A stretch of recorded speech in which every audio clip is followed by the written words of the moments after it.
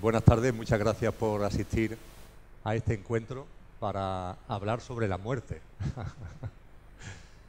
Venía para acá comentando con María Jesús, digo, yo no sé cuánta gente estará interesada en acercarse a una charla donde hablemos de la muerte. Pero creo que ha llegado el momento, de compartir acerca del tránsito, acerca de lo que conlleva. Y como dice el título de este encuentro, el ahondar en qué te espera cuando vivas eso que llamas muerte. Muchas gracias, por tanto, por compartir este rato. Muchas gracias al colegio, muchas gracias a María del Mar, a Concha, que es la que siempre hace las gestiones para que nos cedan este salón. Y efectivamente, no es la primera vez que comparto aquí ya una charla como esta, y de hecho he perdido la cuenta de las veces que han sido. Sé que el pasado 23 de enero, con ocasión de la presentación del libro Sin mente, sin lenguaje, sin tiempo, que doy gracias, por cierto, a Alberto y a su pareja Mavi, que andan por aquí, que son los editores del libro, el haberlo lanzado, ya nos cedieron este salón. También con ocasión de la charla sobre Dios, con el lanzamiento del libro Dios, y hemos compartido también incluso algún taller de jornada completa, de sábado completo, hace de esto más tiempo. Así que mi agradecimiento al colegio, y en la medida en que vuestro corazón así lo sienta, pues hacer ese donativo, esa aportación modesta a la que ha hecho referencia María del Mar para la fundación que patrocina este centro. Y muchas gracias, por supuesto, no los veo, pero sé que están aquí, a Antonio y Pilar, las personas que son la alma mater de la editorial Sirio, que han hecho posible el lanzamiento de un nuevo libro que provoca este encuentro. Vamos a ir entrando en materia, quizás haciendo referencia a lo que muchos podréis tener en la cabeza. Bueno, este señor va a venir aquí y nos va a hablar sobre la muerte. ¿Cuáles son sus fuentes? Porque esta es la gran cuestión que todo el mundo se plantea. De hecho, hay muchas personas que me dicen, bueno, ¿cómo se puede hablar de algo de lo que nadie ha vuelto? La realidad es que no es esa, ni mucho menos así. Hay muchas personas que han vuelto de esa experiencia. De hecho, sabéis que incluso se ha dado ya un nombre concreto, una denominación, a estas experiencias, y se denominan experiencias cercanas a la muerte, que además están proliferando. Están proliferando en la medida en la que los avances de salud, los avances en tecnología, están haciendo que muchas personas en ese punto límite vuelvan, porque la tecnología y los avances de salud lo están permitiendo. Haré referencia muy al final a una encuesta de un instituto demoscópico muy fuerte, el Instituto Gallup, que en Estados Unidos realizó una encuesta hace unos años sobre las experiencias cercanas a la muerte. Y los resultados de ese estudio fueron bastante sorprendentes, por lo que comentaré al final y por el dato que voy a dar ahora al principio. Y el dato que comparto con vosotras y con vosotros al principio es que 5 millones de norteamericanos y norteamericanas han tenido experiencias cercanas a la muerte. 5 millones. Es verdad que la población estadounidense supera los 360 millones, pero 5 millones son muchas personas.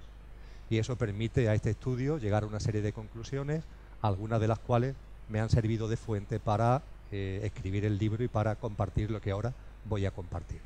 Pero sin duda ninguna, hablando de fuentes, la primera a poner de manifiesto es algo semejante a una experiencia cercana a la muerte que tuve la oportunidad y la bendición de experienciar hace poco más de 5 años, el 29 de noviembre del año 2010, en la UCI de un hospital de Sevilla. Esa experiencia directa, esa experiencia personal, me hizo además que me interesara particularmente por este asunto. Es decir, algo que hasta ese momento, bueno, había oído hablar de ello, esto de las experiencias cercanas a la muerte, personas que han estado en ese límite pero que finalmente han vuelto, pues me pareció, después de lo vivido personalmente, me pareció de interés profundizar en ello. Y lo que me encontré es lo que la mayoría sabéis, y es que hay muchas fuentes, hay muchos libros escritos, incluso libros que recogen muchos testimonios documentados acerca de las experiencias vividas por estas personas. Para mí, por ejemplo, fue muy gratificante encontrar un libro escrito por un médico sevillano, por Enrique Vila, con la ayuda de su mujer, de María Ángeles García, él y ella, personal sanitario, y en particular llevando a cabo esa función como médico en la UCI de un hospital de Sevilla. Y él, ajeno a todas estas cuestiones, lo que fue comprobando en su trabajo cotidiano en la UCI es que muchas personas que estaban en ese momento en el que parecía que estaban ya fuera, es decir, que ya habían fallecido irreversiblemente, pero después de alguna forma volvían a vivir, muchas de ellas contaban lo mismo. Cuando se sinceraban con él como médico, le contaban lo mismo. Y claro, eran situaciones distintas, momentos distintos, épocas distintas, personas distintas, de sexo distinto, de estructuras socioeconómicas y culturales distintas, y que contaban lo mismo. Y eso le hizo interesarse por este tipo de experiencia y le pidió a compañeros suyos de otras UCI de España que lo tuvieran al tanto de personas que narraran experiencias como esta. Y eso le permitió documentar, creo recordar que más de 700, de las que más de 60 después recogió en un libro. Y los protocolos se repiten, es decir, las experiencias, los formatos, lo que se dice, se repite. Pero todo esto, desde luego, es una fuente importante.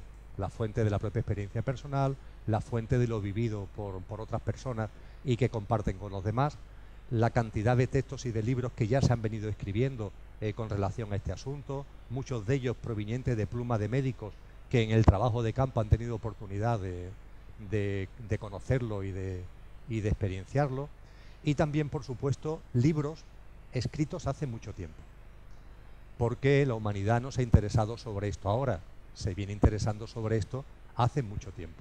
Y hay libros de todas las culturas espirituales que profundizan en esto, que se adentran en esto.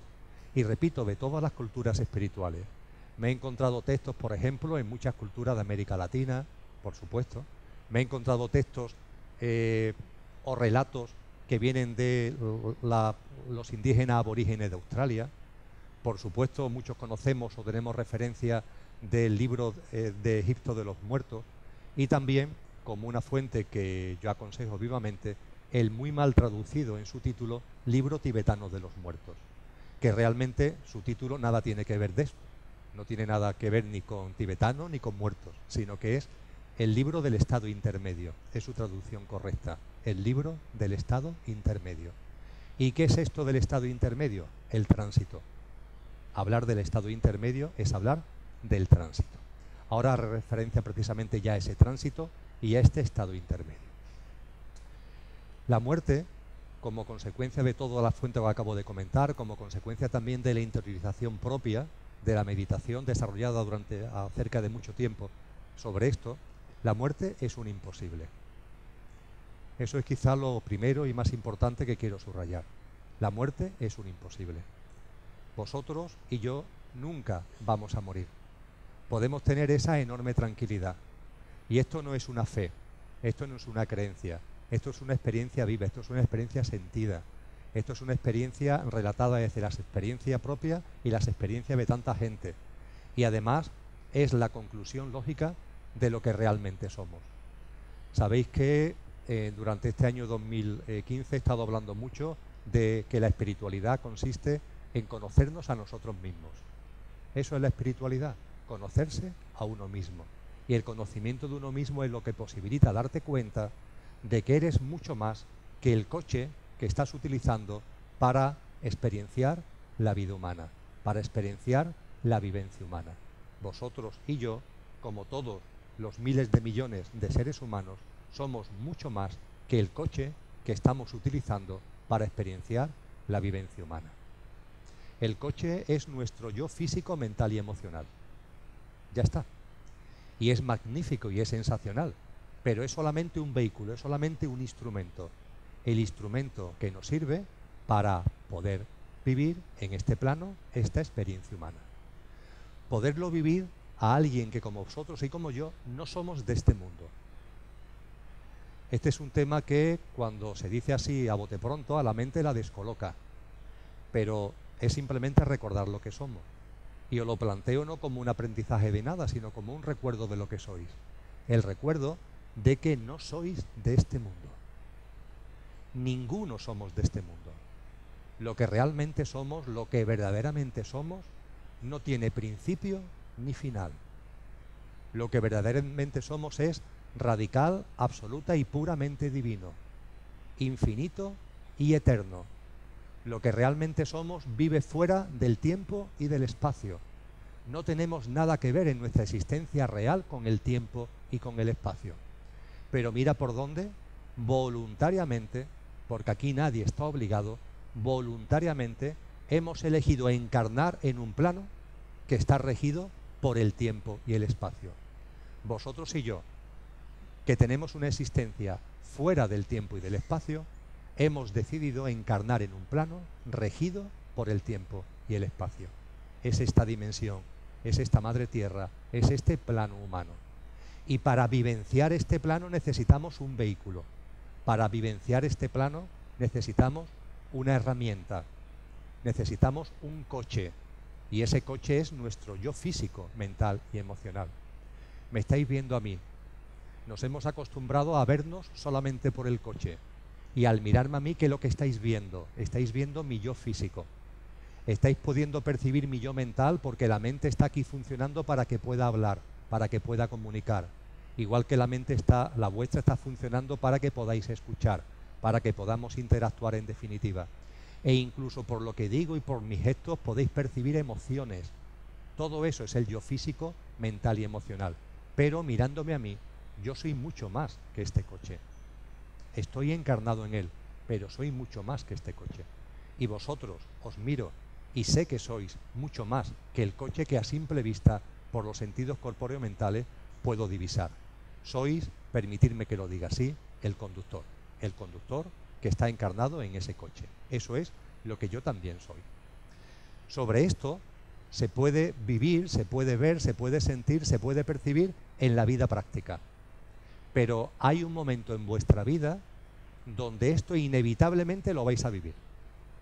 Ahora os puede costar intelectualmente, mentalmente, más o menos trabajo, pero os garantizo que hay un momento en vuestra vida donde esto va a ser irreversible, va a ser ineludible que os deis cuenta.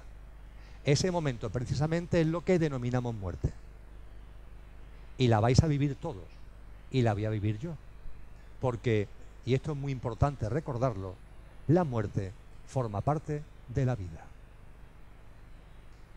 La muerte es un imposible para el conductor que somos, pero es que además lo que denominamos muerte, la mal llamada muerte, no es ni más ni menos que una puerta que se abre para pasar de una habitación a otra de la vida, pasar de una habitación de la vida a otra habitación de la vida, pasar de una habitación de la vida que es este plano físico y material a otra habitación de la vida que es un plano de luz, un plano inefable, regido por reglas y por leyes que no son las físicas y las materiales. Y la muerte, la mal llamada muerte, no es sino la puerta que se abre para pasar de una habitación a otra. Y esto en el momento en que denominamos muerte, que lo vais a vivir vosotros y vosotras como lo voy a vivir yo, ¡plac!, lo veis. ¿Por qué? Porque el coche aquí se queda. Y vosotros, sin embargo, seguís. El coche se queda aquí en este plano. Ha cumplido su función. Nos ha permitido vivir la experiencia humana. Y el yo físico, mental y emocional aquí se queda. Para ser enterrado en el cementerio o para ser quemado en el crematorio. Mi yo físico, mental y emocional tiene incluso la singularidad de conocer cuál va a ser su domicilio cuando se produzca eso que denominamos fallecimiento. Mi familia paterna tiene un pequeño nicho en el cementerio San Fernando de Sevilla y yo seré enterrado junto con mis familiares, donde están enterrados mis familiares, mi padre, mi madre, en la calle San Ginés, número 5 derecha, del cementerio San Fernando de Sevilla. Ahí va a terminar, entre la tierra y los gusanos, va volviendo a la tierra, va a terminar mi yo físico, mental y emocional. Pero yo no. De la misma forma que viví y experiencié el 29 de noviembre del año 2010, yo soy otra cosa. Y cuando mi cuerpo y mi yo físico, mental y emocional deja de funcionar, yo sigo vivito y coleando, igual que vosotros, igual que vosotras. En ese momento que denominamos muerte, vais a encontraros ante esta realidad. Ciertamente no hay por qué esperar a ese momento, os podéis dar cuenta ya, podéis ya percibir eso en vuestra vida cotidiana. Daros cuenta de que sois coche, pero que sobre todo sois conductor, y desde el conductor llevar el mando consciente de vuestra vida. Pero eso no es el motivo ahora de este encuentro. El motivo de este encuentro es recordaros de que sois mucho más y que eso que se denomina muerte no lo es. La muerte para nosotros es un imposible y no es sino una puerta que se abre para pasar de una habitación a otra de la vida. Y esto lleva a hablar del tránsito, porque para que entendáis metafóricamente lo que es el tránsito, cuando esa puerta que se abre para pasar de una habitación a otra, es como si en medio de las dos habitaciones hubiera una especie de vestíbulo, permitirme la broma, como si entre las dos habitaciones hubiera una pequeña habitación por la que tienes que pasar para ir de la habitación de la vida física a la habitación de la vida inefable del plano de luz. Suponer que esta sala, este espacio, este salón, es lo que voy a denominar a partir de ahora tránsito. Pues bien, al tránsito se accedería por aquellas puertas. Esas puertas son la de la vida física y material. Y para acceder al tránsito se ha producido la denominada muerte. La muerte no es sino que estas puertas, que ahora ya han sido cerradas por la organización, se abran. Cuando la puerta se abre, la puerta de la muerte se abre, pasamos de la vida física y material a este espacio que es el tránsito. E imaginaros que detrás mía hay otras puertas. Esas puertas son las que dan acceso al plano de luz, al plano inefable. Cuando se produce la denominada muerte, es una puerta que se abre para pasar de la vida física y material a este espacio que es el tránsito, que posibilita acceder a esta otra habitación que está aquí a mis espaldas, que es el plano de luz. Y cuando estás aquí en el tránsito, todo te empuja a que hagas este recorrido, a que del plano físico pases al plano de luz. Y aquí es donde se vive, por donde yo estaría sentado, es donde se vive la experiencia de ese túnel de luz que tanto se narra en las experiencias cercanas a la muerte. Venimos en el momento de la muerte del plano físico, entramos en este espacio que es el tránsito, y en el tránsito hay como una corriente, como un flujo, como un fluido que te impulsa a pasar al plano de luz a través del denominado túnel de luz. Y esto es el tránsito. El tránsito, por tanto, es una fase de la vida, entre habitación y habitación, entre el plano físico y el plano material. Y es un proceso, porque aquí dentro, durante el tránsito, se viven experiencias. Y lo que me vais a permitir que comparta esta tarde es una charla que va a tener 3 partes: pretránsito, tránsito y posttránsito. Pretránsito, ¿qué es lo que pasa antes del fallecimiento? Los momentos antes del fallecimiento. El tiempo inmediatamente previo al fallecimiento. El tiempo en el que todavía estamos en la otra habitación, en el plano material y físico, pero ya se están produciendo cosas para que desencarnemos. A eso permitirme que lo llame pretránsito. Y vamos a hablar inmediatamente del pretránsito. Después vamos a hablar del tránsito. ¿Qué es lo que sucede aquí, en este espacio intermedio? En ese estado intermedio al que hace referencia el título del mal traducido como título Libro Tibetano de los Muertos, que es el libro del estado intermedio, lo que ocurre en este estado intermedio, en esta fase intermedia. Hablaremos, por tanto, del tránsito. Y por fin terminaremos hablando del posttránsito, que ocurre cuando ya estemos allí, cuando pasamos por el túnel de luz y ya estamos en ese plano de luz. Sobre esto voy a compartir de forma muy esquemática, de forma muy sintética, y voy a utilizar ejemplos muy coloquiales para que algo que en principio a la mente las puede descolocar mucho, se pueda entender desde el corazón con la mayor facilidad posible. Y antes de entrar en la primera de las partes a las que he hecho referencia, antes de entrar en el pretránsito, permitirme que haga una especie de advertencia, que no es advertencia, es una forma de hablar. Mi vida está en el aquí y ahora, no en el futuro. Vuestra vida está en el aquí y ahora. Podéis ser más o menos conscientes, no en el futuro. La vida es el aquí y ahora. Dicho esto, ¿por qué hablar del futuro acerca de la muerte? Porque hablar de la muerte intelectualmente es hablar del futuro. Lo más probable es que en el par de horitas que vamos a compartir aquí, nadie de los que estamos aquí muramos. Es lo más probable. Con lo que la muerte para los que estamos aquí no es el aquí y ahora, es hablar del futuro. Y desde el punto de vista de lo que resuena en mi interior, de verdad, el futuro me importa un bledo. Lo que implicaría no hablar acerca de la muerte, porque la muerte no está en el aquí y ahora, sino que está en el futuro.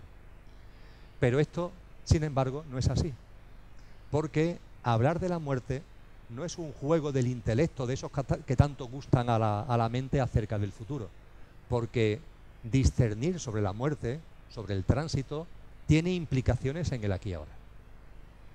Es crucial para el aquí y ahora. Es importantísimo para el aquí y ahora, porque vivir el aquí y ahora es muy distinto creyendo, por ejemplo, que la muerte existe y que puede ser que te quedes aquí y que te entierren o que te quemen y que no hay otra cosa. La vida es muy distinta así a si, en cambio, te das cuenta, percibes que no, que tú eres mucho más. Y le pierdes el miedo a esa experiencia porque incluso empiezas a tener conocimiento de en qué consiste esa experiencia. Y ese conocimiento, ese discernimiento hace que los miedos se diluyan. Eso tiene implicaciones en el aquí y ahora. Eso no es, por tanto, un juego de la mente acerca del futuro. No, no. Es un discernimiento profundo, conociéndonos a nosotros mismos con implicaciones directas en el aquí y ahora, para vivir la vida como la vida se merece, que es sin miedos. Y el miedo a la muerte provoca miedo, pero es que el miedo a la muerte además genera miedo a la propia vida. La gente con miedo a la muerte, la suya, la de sus seres queridos, anda por la vida con miedo, como temiendo que en cualquier momento suceda algo, que acontezca, ese temor que tienen. Y van por la vida protegiéndose, ten cuidado con esto, ten cuidado con aquello. Yo en gran medida lo que os voy a invitar en la tarde de hoy es que en el aquí y ahora viváis la vida olvidando de cualquier tipo de cuidado. Que viváis la vida plenamente, que viváis la vida sin ningún miedo, con mucha confianza en la vida. Y como terminó San Juan de la Cruz, el famoso poema de la noche oscura, donde dice él, dejando mi cuidado entre las azucenas olvidado. Dejando mi cuidado entre las azucenas olvidado. Y a eso os invito, a que dejéis los cuidados entre las azucenas olvidado y viváis la vida. La viváis plenamente con confianza en la vida, que siempre es amorosa, que siempre nos abraza, que siempre es un milagro y que merece ser vivida sin miedo. Y para eso precisamente, para eso es útil discernir acerca de la muerte, en el aquí y ahora, en el aquí y ahora. En la introducción del libro vais a encontrar, para enfatizar este hecho de la importancia que en el aquí y ahora tiene discernir sobre la muerte, vais a encontrar una labor de investigación que llevó un periodista anglosajón, que en un momento concreto le interesó indagar sobre un hecho que posiblemente muchos de los que estáis aquí conocéis. Y es que hay un país en el mundo que todos los estudios ponen de manifiesto que es el país donde se vive más feliz, donde hay más gente feliz, donde la felicidad más abunda. Y es un país de lo que para nosotros es el Extremo Oriente, llamado Bután. Y este periodista le interesó el tema y se planteó un trabajo periodístico y de investigación sobre el porqué. Porque allí la gente es más feliz que en el resto del mundo. Y ni corto ni perezoso se fue para allá. Y empezó a indagar y empezó a buscar estadísticas y estudios, a hablar con la gente. Y andaba desesperado por Bután porque no encontraba la razón.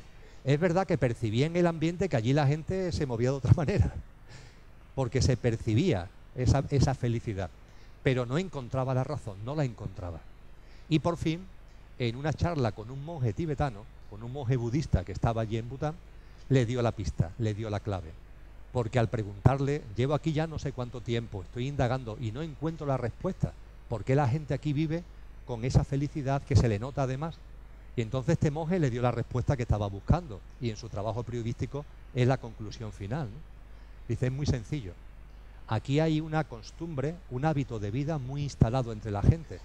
Independientemente de su cultura espiritual, hay un hábito muy instalado, que viene de padres a hijos, y es que se tiene la costumbre de dedicar 5 minutos al día a, en silencio, reflexionar sobre la muerte.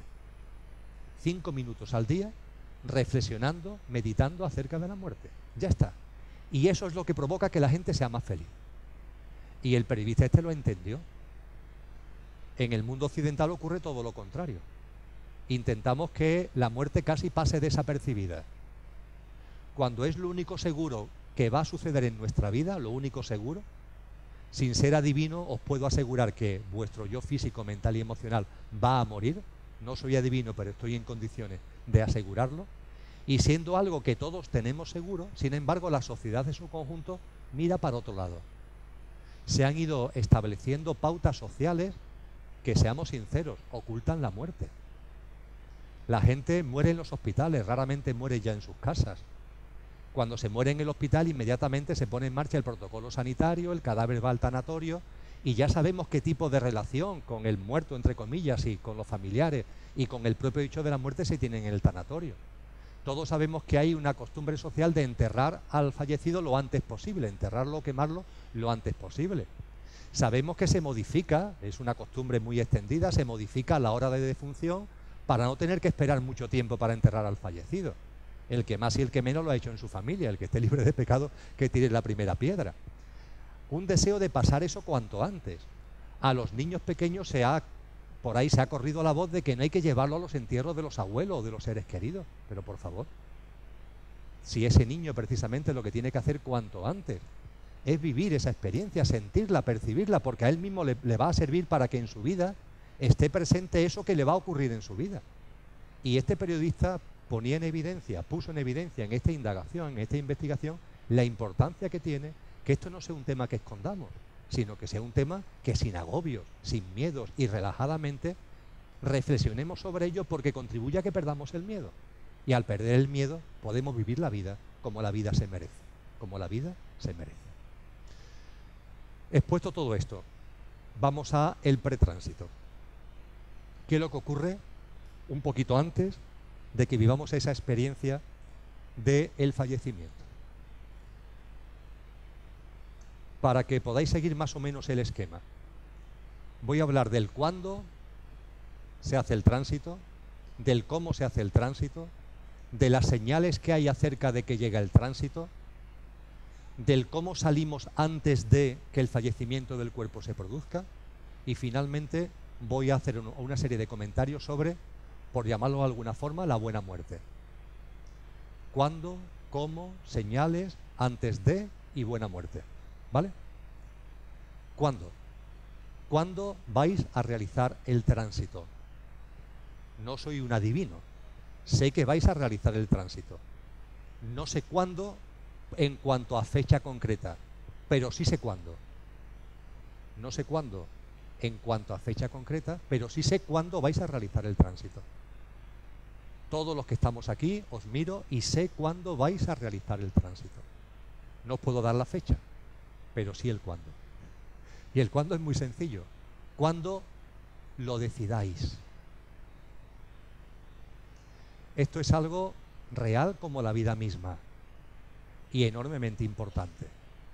El fallecimiento, el tránsito, la muerte, el desencarnar no es fruto del azar, no es una casualidad. No, es algo que se decide y que decide cada uno. Vosotros, simple y llanamente, vais a decidir cuándo desencarnar. Y cuando hablo de vosotros, estoy hablando de vosotros, no de la mente, no del coche, sino del conductor que sois. Espíritu, conciencia, energía, luz, amor, el nombre que cada uno le quiera dar al conductor. Lo que verdaderamente somos fuera del tiempo y del espacio. El conductor que somos, lo que verdaderamente somos, lo que realmente somos, lo decide. Decide el cuándo. Y es enormemente sencillo. Habéis venido a este salón de actos de este colegio que nos brinda su hospitalidad para compartir este encuentro. La cita era a las 6:30, algunos estabais aquí una hora incluso antes de que comenzara el acto. Vamos a terminar sobre las 8:30 y después de los abrazos, firmas de libro y demás, el compromiso con el colegio es abandonar las instalaciones a las 9:15. Pues bien, habéis llegado a las 5:30, a las 6, y a eso de las 9, 9:30 nos habremos ido. Hemos venido y nos habremos ido. ¿Por qué nos habremos ido? Porque hemos venido a compartir este encuentro. Una vez que hayamos compartido este encuentro, cada uno se vuelve por donde ha venido. Cada uno se vuelve a donde ha venido. Bueno, pues esta vida física es lo mismo, es exactamente igual. Hemos venido a esta vida física, hemos encarnado en un coche en esta vida física para vivir unas experiencias. Cada uno las suyas. Cada uno las suyas. Y cuando esas experiencias las hemos vivido, nos volvemos. Ya está. Es muy simple. Y esas experiencias, repito, cada uno son las suyas. Y esas experiencias en su desenvolvimiento en este plano pueden conllevar más tiempo o menos tiempo. Algunas muy poco tiempo, algunas mucho más tiempo, por la entidad de la experiencia o por el número de experiencias a vivir. Cada uno las suyas. Y lo único cierto es que hay un momento determinado en el que cuando las experiencias para las que encarnamos se han desplegado, ya está, nos volvemos. Tomaros esto como un viaje. No sé, ahora en Navidad se viaja mucho. Se va uno a visitar a familiares. Bueno, pues se va a visitar a un familiar que vive, yo qué sé, en Burgos. Y después de pasar de Navidad tú vuelves a tu casa, en Sevilla o donde sea. Vas y vienes. Cuando has vivido la experiencia que tenías que vivir, has pasado allí la Navidad o has pasado allí la Nochevieja, vuelves. Bueno, pues esto es exactamente igual. Hemos encarnado para vivir unas experiencias. A mí lo del propósito de vida no me hace mucha gracia la denominación porque da sensación de trabajo. Y yo la verdad es que me he cansado ya de trabajar. Prefiero hablar de experiencias, experiencias a desplegar. Venimos a desplegar unas experiencias y cuando le hemos desplegado, volvemos. ¿Quién se da cuenta de que las experiencias están ya realizadas? El conductor que somos. Y es él el que decide, oye, coche, párate porque me voy a bajar del coche. Muchas gracias, coche, por los servicios prestados, pero ya no te necesito. Párate. Y el coche se para que hagamos el tránsito. También es cierto que a veces el conductor decide hacer el tránsito no porque se hayan vivido las experiencias para las que encarnamos, sino porque el conductor que somos se da cuenta de que hay un momento concreto en el que ya no la vamos a vivir. También esto hay que subrayarlo. No hay predeterminismo. En la creación entera rige el libre albedrío, porque es amor. La mejor definición de la divinidad es la que aparece en la carta de Juan, cuando dice aquello de que Dios es amor. Y el que no conoce el amor no conoce a Dios. La creación entera es amor. Y en la creación entera rige el libre albedrío precisamente por eso, porque la creación es amor. Es fruto del amor y el libre albedrío es fruto del amor. Si no fuera amor lo que genera la creación, posiblemente habría dirección obligatoria. Todo el mundo en fila y como si estuviéramos desfilando en un desfile militar. Pero no. Rige el amor y por tanto el libre albedrío. Y el libre albedrío rige en todos los planos. En el plano de luz, en este plano físico. Y en este plano físico, cuando tú encarnas, tú estás en disposición de vivir experiencias distintas para las que encarnaste. El ejemplo que me gusta poner, que sé que es muy burdo, es el que tú has encarnado, por ejemplo, para vivir la experiencia de hacer un viaje estupendo, pasando los Pirineos entre Madrid y París. Y para eso encarnas, para disfrutar, para gozar, para vivir la experiencia y las experiencias que conlleva viajar de Madrid a París, hacer todo ese viaje y vivir todas esas experiencias. Pero ya que hablábamos antes de Burgos, vamos a suponer que cuando estás por Burgos, como no hay predeterminismo y hay el libre albedrío, en lugar de seguir para arriba, en lugar de seguir, por ejemplo, hacia San Sebastián, tomas la decisión de, oye, ya que estoy por aquí, yo me voy a tirar a la derecha y voy a visitar el Pilar de Zaragoza. Y una vez que estoy en Zaragoza, hombre, ya me voy a acercar a Barcelona. Y cuando estás en Barcelona, en lugar de tirar para arriba, dice, oye, el Mediterráneo es muy hermoso, voy a conocer el Levante. Y en lugar de irte para arriba en dirección a los Pirineos, te empiezas a ir para abajo, en dirección a Castellón, a Valencia, a Alicante, a Almería, y llegas a Málaga. Y te encanta la Costa del Sol. Tú has encarnado para ir a París. Y en lugar de ir hacia el norte, estás yendo cada vez más hacia el sur. Y vamos a suponer que en libre albedrío en Málaga decides coger un ferry e irte a Tánger. Y en Tánger te bajas con tu coche, te vas a Ásila, a Larache, a Rabat, a Casablanca, y ya que estás por allí te vas a acercar al Sáhara porque tienes ganas de ver cómo es un desierto en condiciones. Bueno, pues el conductor que eres, cuando andes por el Ayun, puede llegar a la conclusión de que las experiencias para las que encarnaste ya no las vas a vivir. Que ya recuperar, retomar el viaje a París se ha convertido ya en un imposible. Y entonces el conductor toma la decisión de desencarnar. Normalmente se desencarna porque se han vivido las experiencias para las que encarnamos, pero también cuando se ha convertido en un imposible por el libre albedrío vivir las experiencias para las que encarnamos. Pero en cualquier caso, y es lo que subrayo, lo decidís vosotros. Nadie muere por casualidad, nadie muere por azar. Decidís el cuándo. En segundo lugar, decidís el cómo. Tampoco es fruto de la casualidad. Desde la mente todo es fruto del azar. Te mueres cuando vete a saber por qué, cuando te toca, en no sé qué lotería. Se te cae un techo encima, te pilla un coche, te entra una enfermedad. Todo eso son falacias de la mente. A nadie le entra una enfermedad. A nadie le toca morir en un accidente. El cuándo y el cómo lo elegimos nosotros. El conductor que somos. Es nuestra elección. Y el cómo tiene un significado profundo.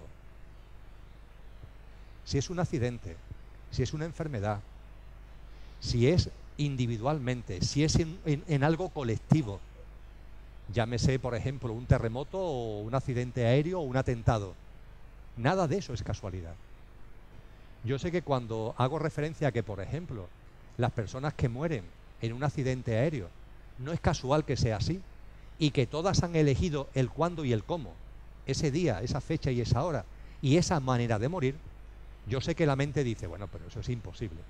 A ver, que 180 personas, que 200 personas, desde el conductor que sea o desde lo que sea, se han puesto de acuerdo para morir en ese momento. Sí, así es. Y al que le cueste más trabajo interiorizar esto, le invito a una cosa muy simple. La primera noche sin nubes que haya por aquí, porque hoy creo que sí tenemos el día un poco nuboso, que se vaya un poquito fuera de la ciudad y que contemple el firmamento, por favor. Contemplar el firmamento. Desde el conocimiento de causa que tenemos acerca del firmamento. Contemplarlo. Contemplaros a vosotros. Un ser humano entre 7.380 millones de seres humanos. De una especie que es la humanidad, que es una entre los millones de especies que habitan el planeta Tierra, que es un planeta entre el grupo de planetas que forman el sistema planetario de una estrella, el Sol. Una estrella que es una entre el medio billón de estrellas que constituyen nuestra galaxia, la Vía Láctea, que es una galaxia entre los 7.000 millones de galaxias, cada una de ellas con cientos de miles de millones de estrellas, que constituye el universo conocido por la ciencia actual. La ciencia hoy día está yendo mucho más allá. Ya hay científicos de renombre que empiezan a hablar de universos, no de un universo, sino de muchos universos. Y hablan de que puede haber tantos universos como galaxias se saben que existen en este. E incluso el número de las 7.000 millones de galaxias que existen en este universo se va ampliando. Cada vez son más las estimaciones que se hacen. Pero basta con que nos quedemos en el universo todavía aceptado y reconocido por la ciencia. 7.000 millones de galaxias. Cada una de ellas con cientos de miles de millones de estrellas. En una de esas 7.000 millones de galaxias, una estrella del medio billón que la componen. Y esa estrella es el Sol, que tiene un sistema planetario del que forma parte el planeta Tierra. Y de ese planeta Tierra, donde viven millones de especies, hay una que es la humanidad, de las cuales vosotros y yo somos uno de 7.380 millones. Mirad al firmamento con este discernimiento. Y mirar ese firmamento que según la ciencia tiene 15.000 millones de años. La realidad es que tiene muchos más, pero vamos a aceptar lo que dice la ciencia, 15.000 millones de años. Bueno, pues ahí está, ante vosotros. Ese firmamento que lleva 15.000 millones de años con sus órbitas, con sus movimientos. Una Tierra que gira sobre ella misma, que gira en torno al Sol a más de 100.000 kilómetros a la hora. El Sol se mueve por la galaxia a una velocidad todavía superior, y todo en movimiento, todas las estrellas, todas las galaxias, en esas cantidades trillonarias de astros, de objetos celestes, todo en su sitio, todo encaja, todo conforme a su ciclo, todo conforme a su órbita. ¿Os vais a extrañar que 200 conductores encarnados en el plano humano se pongan de acuerdo en sincronía para morir en un accidente de avión, por favor? Ante esa majestuosidad y esas sincronías tremendas que tenemos en nuestro entorno del firmamento, ¿os vais a extrañar por esto? Esto, entre comillas, es una tontería para la vida.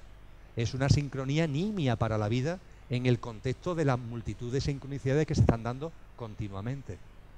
Y el cómo transitamos, lo elegimos. Si es accidente, lo estamos eligiendo nosotros. Si es enfermedad, la estamos eligiendo nosotros. Si la enfermedad es corta, la estamos eligiendo así. Si la enfermedad es larga, la estamos eligiendo así. Sabéis que me gusta hacer referencia en este punto, porque es una conversación que he utilizado en otras charlas, de un encuentro que tuve con enfermos de oncología de un hospital de Sevilla. Y tras hablar de cosas como esta con ellos, después los doctores me pidieron que hiciera una especie de coloquio, pero pasando habitación por habitación. Y en la primera que entré había 2 personas, los dos con un cáncer de una trayectoria de casi 1 año y medio, en ambos casos era una enfermedad muy parecida, y con una esperanza de vida muy limitada que los médicos estimaban en 3 meses. Y uno de ellos, los que me hablaba, es de cómo él había elegido esa enfermedad y de cómo era absolutamente consciente de que hacía 1 año y medio él decidió hacer el tránsito, porque las experiencias que tenía que desplegar como experiencia ya estaban desplegadas, pero que habiendo desplegado las experiencias, me decía él, en su vida había círculos que tenía que cerrar, fundamentalmente círculos familiares.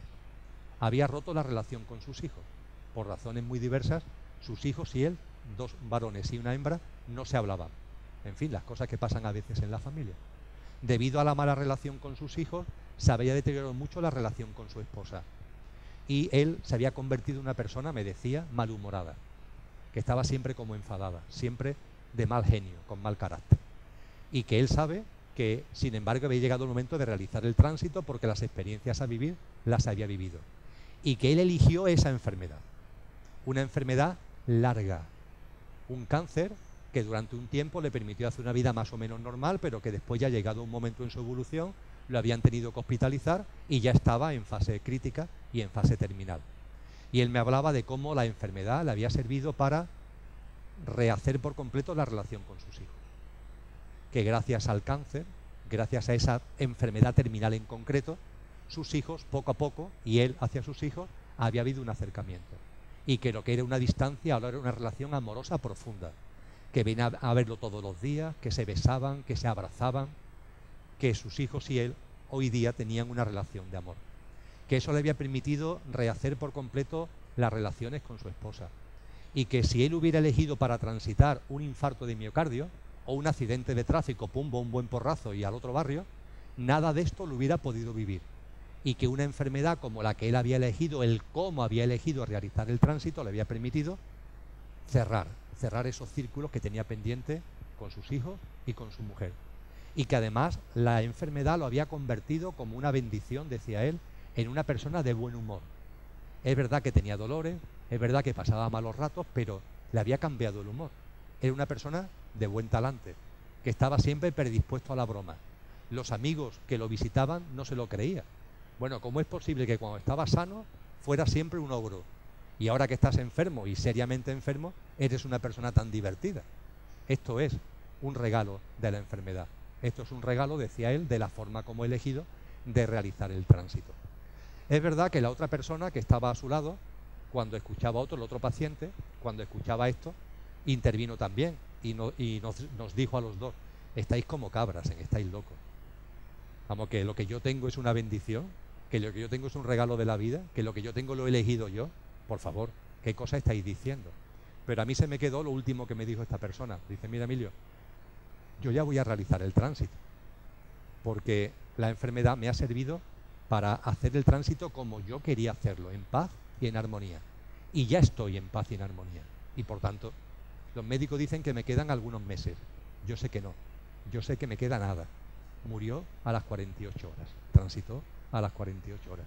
Dice, lo que te pido es que esto además lo compartas con todo el mundo. Que lo que yo te he expresado a ti, tú lo compartas con la gente.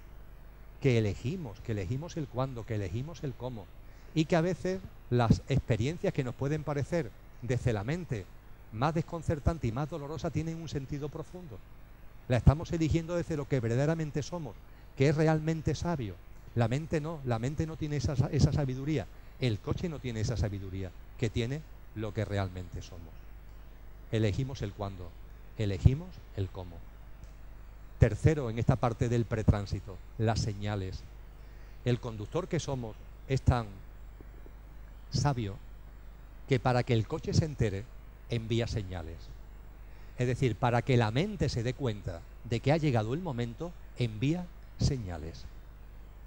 El único problema es que vamos tan rápido por la vida, que no dedicamos un tiempo a ver las señales de la vida.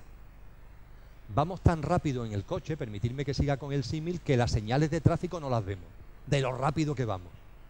Pero el conductor, cuando va a llegar el momento del tránsito, emite señales. Señales visibles incluso para la mente, perceptibles incluso para la mente. Y por tanto, hay cosas en tu vida que te lo están indicando. Oye, ha llegado el momento. Yo esto lo he compartido con muchas personas que han tenido experiencias cercanas a la muerte y casi todas ellas lo habían presentido. Habían presentido que en su vida iba a pasar algo tremendo que iba a abrirle las puertas al tránsito. En su caso, en cada uno, por las razones que sea, no se produjo finalmente, hubo una vuelta. Pero ellos lo vivieron, lo sintieron. Y esto se vive, esto se siente. Simplemente hay que estar atento a las señales de la vida. La realidad es que la vida no solamente con relación al tránsito, con relación a todo, nos está emitiendo señales permanentemente. El único problema es que el silencio se nos ha hecho muy cuesta arriba. Nos cuesta mucho trabajo estar unos minutitos en silencio cada día, de encuentro con nosotros mismos, de reflexión, de interiorización. Nos cuesta mucho trabajo. Fijaros, nosotros, el conductor que somos, que nuestro idioma es el silencio. Todos nacemos en silencio. Ningún bebé sale del vientre materno diciendo hola mamá, hola papá.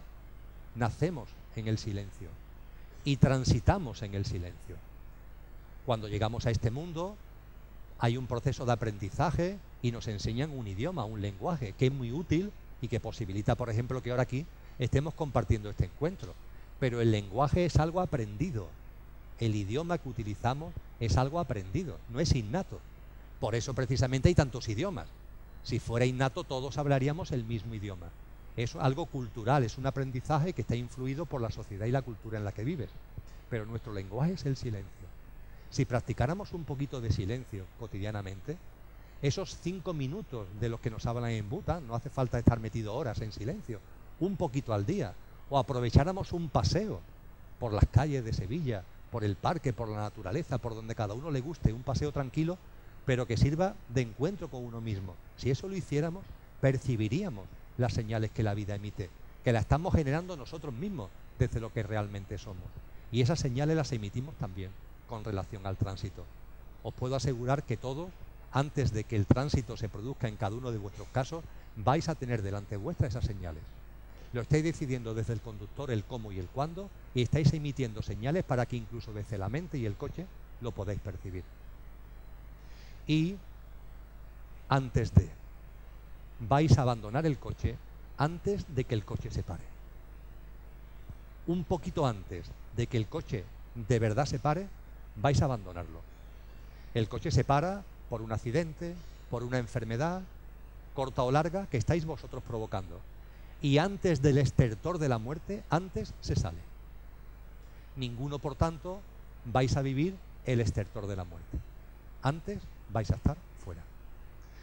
Por eso, precisamente, existen experiencias cercanas a la muerte. Si no fuera por esto, no existirían los millones y millones de experiencias cercanas a la muerte que están ya analizadas y contadas. Porque se sale antes de que el coche haya fallecido. Por eso precisamente es posible el regreso. Si el coche estuviera fallecido en el momento en el que salimos, el regreso ya sería un imposible. Pero salimos un poco antes. Ese poco antes no tiene una regla establecida. pueden ser minutos, no tiene una regla establecida, pero salimos antes y nadie por tanto sufre el estertor de la muerte. No vais a vivir y podéis estar muy tranquilos el estertor de la muerte. Antes vais a estar fuera de vuestro coche. El conductor que sois antes va a estar fuera. Y por fin, habiendo hablado del cuándo, el cómo, las señales y el antes de, hago también referencia a la buena muerte. En ese pretránsito, qué importante es tener conciencia sobre el momento del tránsito. En las costumbres sociales que imperan, con el miedo a la muerte, estamos cometiendo auténticas barbaridades. Por ejemplo, hay familias que cuando tienen conocimiento de causa de que un ser querido tiene una enfermedad terminal, quieren ocultárselo. Quieren ocultárselo. El padre, la madre, algún miembro de la unidad familiar tiene un cáncer terminal porque le ha hecho el diagnóstico el médico e intentan que no se entere. Pero por favor, ¿cómo que no se entere? Está en un momento de la vida cumbre, clave. Está a las puertas de la puerta de pasar a la otra habitación.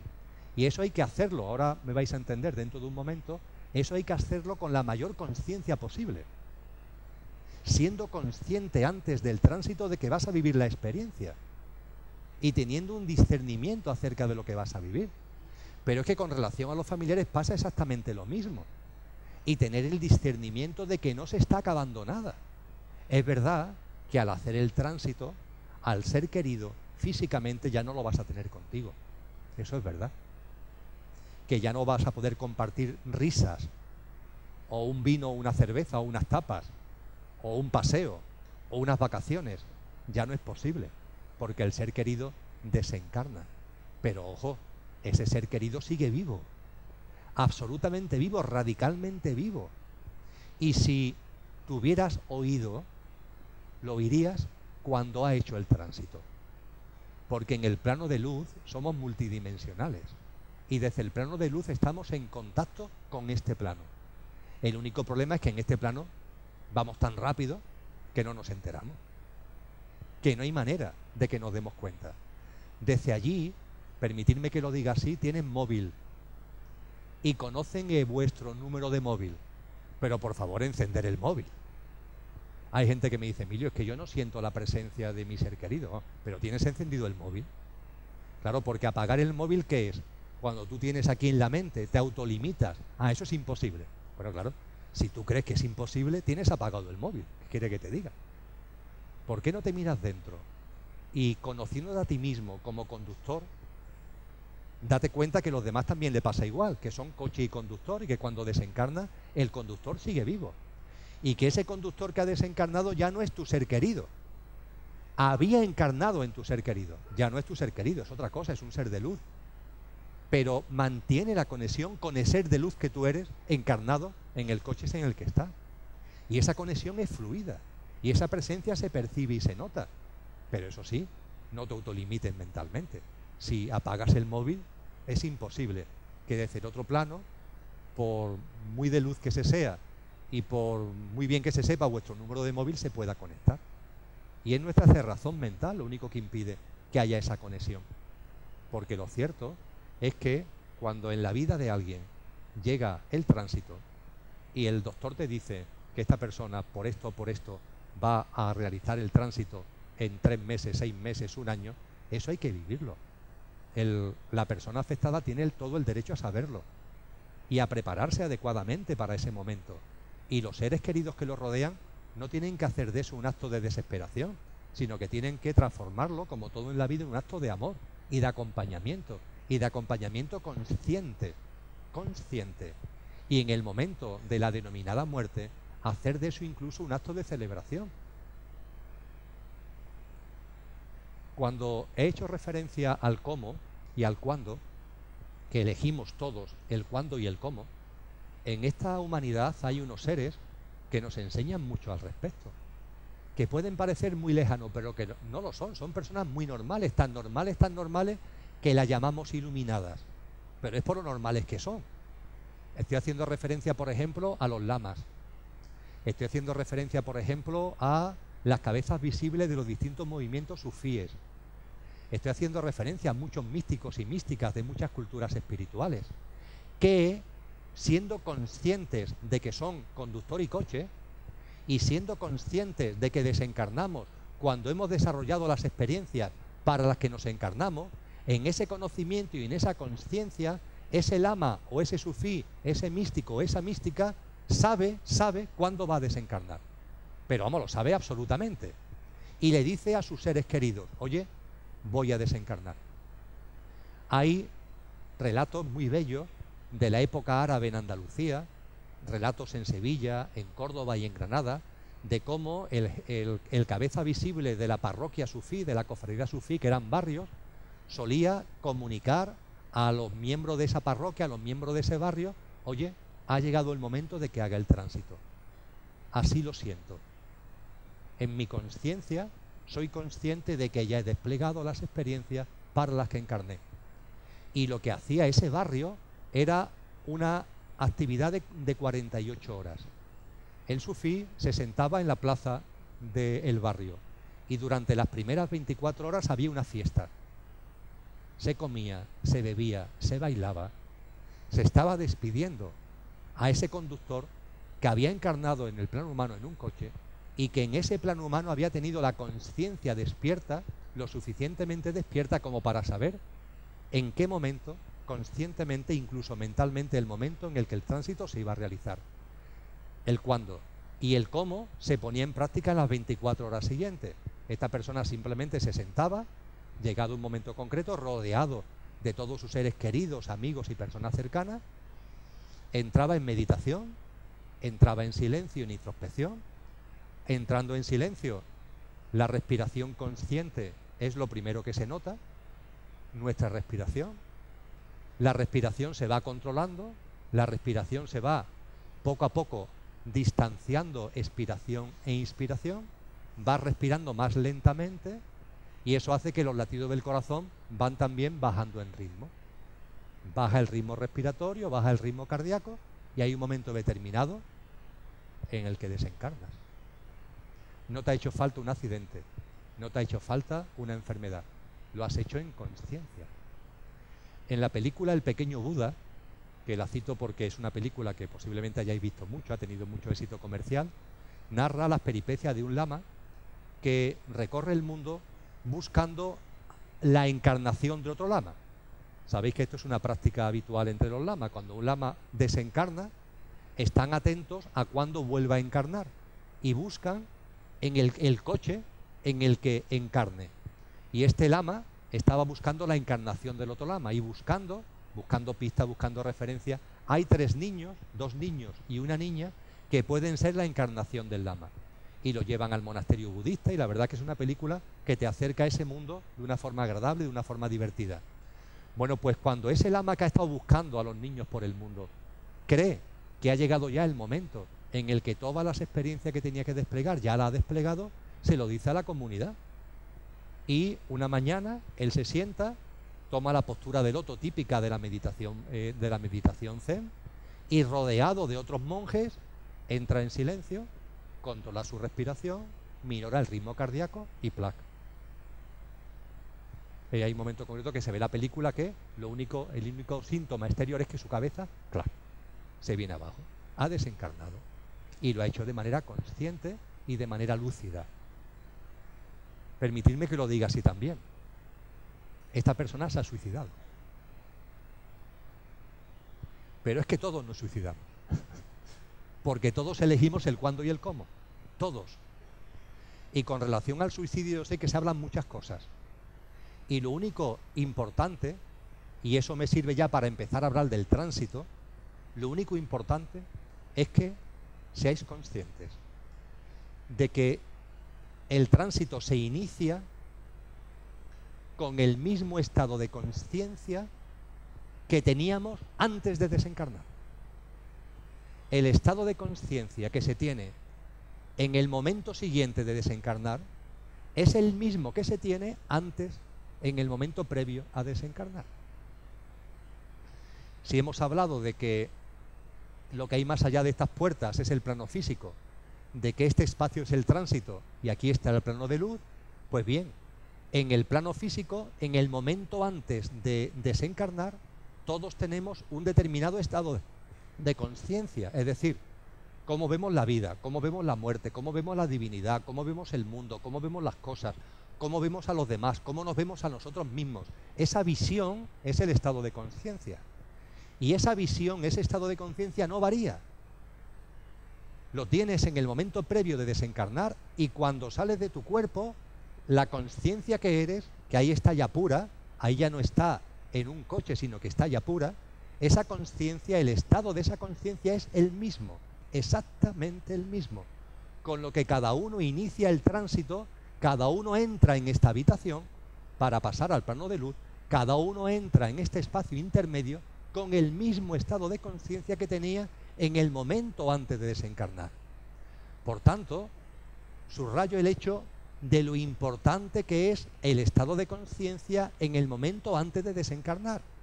De ahí la importancia de que si se sabe que vas a desencarnar porque tienes una enfermedad terminal, de que lo sepas y de que te prepares, porque el estado de conciencia con el que vas a iniciar el tránsito es el mismo con el que has desencarnado, el mismo. No hay ninguna varita mágica que altere el estado de conciencia. Porque salgamos del coche no cambia el estado de conciencia. Es el mismo que en el instante antes de salir del coche. Y en función de tu estado de conciencia, este estado intermedio, el tránsito va a ser distinto. En función de tu estado de conciencia, el tránsito va a ser distinto. De la misma forma que en función de tu estado de conciencia, tu vida en el plano físico va a ser distinto, es distinto. En este plano físico, cada uno vive su vida según su estado de conciencia y según su estado de conciencia la vida se vive de manera muy distinta. Imaginaros por ahí, yo que recorro España hablando de que vivo en el gozo y mil gracias derramando. Claro, habrá gente que en su estado de conciencia me dice, loco de atar. Esto es un valle de lágrimas. Y en su estado de conciencia es un valle de lágrimas, lo que para mí es un estado permanente de gozo. Porque cada uno, ni mejor ni peor, ni bueno ni malo, ni tonto ni listo, ¿no? Sino simplemente en libre albedrío, con el mayor respeto y el mayor amor, cada cual tiene su estado de conciencia. Y según tu estado de conciencia, esta vida física la vive de una manera distinta. Pues bien, según tu estado de conciencia, el tránsito se vive de una manera distinta. Lo digo de una forma más directa. Cada uno tiene el tránsito que necesita. Cada uno tiene el tránsito que necesita. Todo es perfecto. Nada es casual. El tránsito tampoco. Y cuando desencarnéis, cada uno tiene el tránsito que necesita. ¿Que necesita para qué, diréis? Bueno, ¿y para qué? Para, soy muy coloquial en mis expresiones, para que se cumplan las dos condiciones únicas que hay que cumplir para pasar por el túnel de luz y para acceder al plano de luz. Desde el plano físico, estado intermedio, plano de luz, para que desde el estado intermedio pasemos al plano de luz, se tienen que cumplir dos requisitos. Son solo dos, pero son trascendentes. Primero, darte cuenta de que has desencarnado. Segundo, aceptarlo. ¿Os parecen complicados ambos requisitos? Darte cuenta que has desencarnado y a partir de ahí, y en segundo lugar, aceptarlo. Cuando te das cuenta que has desencarnado y lo aceptas, ¡plac! Rápido. De ahí que según tu estado de conciencia, y hablando en términos de este plano físico, este estado intermedio, el tránsito, puede durar unos pocos minutos, unas pocas horas o unos pocos días, dicho desde este plano, ser muy rápido o puede ser muy lento. Puede durar meses, puede durar años, puede durar siglos. Depende de qué, de ti, solo de ti, de tu estado de conciencia. Porque hay gente que no se da cuenta que ha fallecido. Su estado de conciencia está tan apegado a lo material, a lo físico, que no se dan cuenta. Y diríamos, a ver, ¿esto cómo es posible? ¿Cómo va a ser posible de que desencarnemos y estando fuera del yo físico, mental y emocional, estando fuera del coche, se pueda seguir creyendo que se está vivo con un cuerpo físico? Pues sí, así es. Hay gente que le ocurre, hay gente que le pasa. Y cito otra película que chapó para el guionista y el director, porque dieron un mensaje sublime a la humanidad sobre la verdadera realidad del tránsito. Me refiero a El sexto sentido. Película de finales de los 90, que en su momento fue la más taquillera de la historia. Bueno, pues esa película, exitazo comercial, no lo puede narrar mejor. A los que la hayáis visto, os la recuerdo. A los que no la hayáis visto, invito a verla y os la chafo. Porque la película tiene como protagonista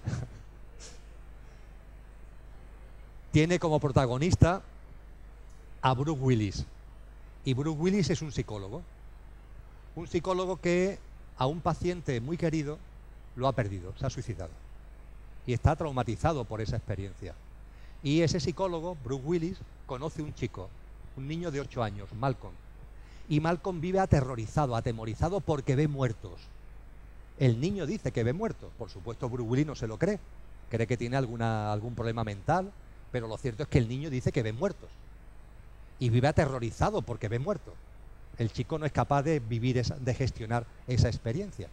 Y Bruce Willis, como es psicólogo, le está dando atención psicológica al niño. Y ahí viven experiencias, viven cosas. Y como consecuencia de esas experiencias, hay un momento concreto en el que Bruce Willis se da cuenta de la verdad. Él está en conexión con ese niño que ve muertos porque él está muerto. Pero hasta ese momento no se había dado cuenta. Y pasan muchas cosas en la película. Pasan muchos días, muchas semanas. Y él no se da cuenta que ha muerto. Y él, a todo lo que ocurre a su alrededor, él se empeña en seguir su vida cotidiana. Él se cree que es psicólogo, que sigue dando consulta, vuelve a su casa. Eso sí, claro, hay cosas que no encajan. Por ejemplo, la mujer no le habla. ¿Por qué? Porque no lo ve. La mujer tiene el móvil apagado y no lo ve, ni lo siente. Y él intenta comunicar con la mujer, pero claro, la mujer es que no lo ve. Él en conciencia, ¿qué es lo que hace? Pues inventa una historia. Y es que como está tan dedicado al trabajo, la mujer se ha enfadado con él. Y tanto se ha enfadado que no le habla. Hay una escena muy emblemática de la película, y es que es el primer aniversario de boda donde él ya estaba muerto. Él no sabe que ha muerto, pero la mujer sí, claro. Y la mujer tiene el detalle de ir al restaurante donde celebraban todos los años su aniversario de boda. Y pide la copa de vino, intenta hacer un esfuerzo para acordarse de él conmemorando ese momento con él fallecido. Pero él, que se cree que no ha fallecido, también va lógicamente a la comida de aniversario y se sienta en la silla de enfrente. Pero al hablarle a la mujer no le responde. Y claro, la experiencia para la mujer de estar allí sola, no está sola, pero ella cree que está sola. La experiencia de estar sola es tan tremenda que decide irse. No puede aguantarlo. Y se levanta y se va. Y él se queda allí como un paguato sentado en la silla diciendo, uff, sí que está enfadada conmigo, ¿no? Al final se da cuenta de que no es un enfado, es simplemente que es que él está muerto. Y que esa es la razón por la que el niño que ve muerto lo ve. Bruce Willis en el tránsito está viviendo experiencias que le ayudan a darse cuenta. Porque el estado de conciencia con el que entramos en el tránsito va también evolucionando. Al igual que en este plano va evolucionando nuestro estado de conciencia, así es que es exactamente igual. Aquí ahora, en este plano físico, tenemos un estado de conciencia, una visión de las cosas que hoy no es la misma que hace 5 años, y dentro de 5 años lo más probable es que no sea la de hoy, porque vamos evolucionando en nuestro estado de conciencia. Pues bien, en el tránsito ocurre lo mismo. Tu estado de conciencia evoluciona para que se cumplan los dos requisitos: que te des cuenta que has desencarnado y lo aceptes. En la película, Bruce Willis lo acepta con mucha rapidez. Tuvo problemillas para darse cuenta, pero una vez que se da cuenta, lo acepta. Hay una imagen muy bella con la que la película ya llega a la conclusión, y es cuando él se despide de su mujer. El niño, que sabe mucho de esto, le dice, despídete cuando esté dormida. Porque cuando tenemos el móvil apagado, no hay forma de que se comuniquen con nosotros. Pero cuando estamos dormidos, se puede utilizar el mundo de los sueños para entrar en contacto con nosotros. Y entonces Bruce Willis se despide muy amorosamente de su mujer mientras que ella está dormida. Le susurra al oído su despedida. Y la mujer se mueve en la cama como sintiendo lo que él está diciendo. Y con esa enorme paz y esa enorme tranquilidad, Bruce Willis pasa el túnel de luz. Ya está. Ha vivido el tránsito. Ha sido de varias semanas o de varios meses. Durante el tránsito él ha vivido experiencia. Por cierto, el chico también, debido a esa experiencia que tiene, le pierde el miedo a ver muertos. Se da cuenta de que es su don y aprende a gestionar ese don, que es un don maravilloso, aunque hay que entender a un niño de 8 años que se da cuenta de golpe que tiene ese don. Y en el tránsito, Bruce Willis ha vivido unas experiencias que permiten la evolución de tu estado de conciencia. Si cuando desencarnas tu estado de conciencia es, permitidme que lo diga así, normal, esto del tránsito está chupado. Te das cuenta que has desencarnado, lo aceptas, bueno, encarné para unas experiencias, ya lo he vivido, es verdad que ahí quedan seres queridos, pero bueno, tienen su vida, tienen sus experiencias, y yo ya paso al plano de luz. Uno se da cuenta y lo aceptas. Y cuando por tu estado de conciencia esto se te hace muy difícil, personas que jamás se han planteado la muerte y que un buen día le ocurre algo y se encuentran fuera del cuerpo, es lógico que se resistan a darse cuenta y es lógico que se resistan a aceptarlo. En el tránsito, por tanto, se vive un proceso. Y para bajar un poco más al terreno, permitirme que os haga un breve esquema del proceso. Hemos hablado de los dos requisitos, darse cuenta y aceptarlo. Bien, suponer que en este momento se ha caído el techado de este salón. Y todos, porque así lo hemos decidido, por supuesto, el cómo y el cuándo, todos desencarnamos. Bueno, pues estando todos juntos desencarnando, cada uno lo va a vivir de una forma distinta según su estado de conciencia. Vamos a suponer que hay personas que no se dan cuenta que han desencarnado. Esas personas le pasa como a Bruce Willis en la película. Los que más entienden de esta materia dicen que desarrollamos un doble corpóreo. Un doble corpóreo. El doble corpóreo no es un cuerpo físico, porque no estamos ya en el plano físico, pero en conciencia damos forma a una figura que es lo que se conoce como doble corpóreo, que es sutil, que no tiene materialidad física, pero que nos da algún tipo de identidad. Esa persona que ha desencarnado y que no acepta, perdón, que no se da cuenta, estamos todavía en el primer estadio, que no se da cuenta que ha desencarnado, ese Bruce Willis, para entendernos, se mueve con una especie de doble corpóreo. Él sí se ve a sí mismo con un cuerpo, que no es un cuerpo, es una forma sutil que él concibe como cuerpo.